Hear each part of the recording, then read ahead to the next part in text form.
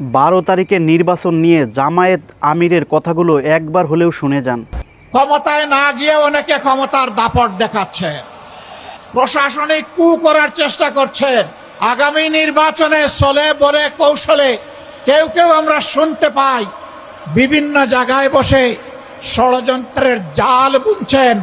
জনগণ ভোট দেওক না দেওক, ক্ষমতায় আমাদেরকে যেতে হবে। বন্ধুগণ, বেলা শেষ, দিনও শেষ, ওই সূর্য ডুবে গেছে। এ বাংলাদেশে এটা আমরা হতে দেব না ইনশাল্লাহ। আপনারা চিংড়ি মাছের চাষের এলাকার মানুষ খুব ভালো করে জানেন, চিংড়ি যখন দৌড়ায় সামনের দিকে পথ খুঁজে পায় না, শুধু পিছনের দিকে যায়। মনের জ্বালায় অনেকে আমাদের ব্যানার, ফেস্টুন, প্লেকার্ড, আমাদের পোস্টারগুলো ছিঁড়ে খান খান করে ফেলছেন।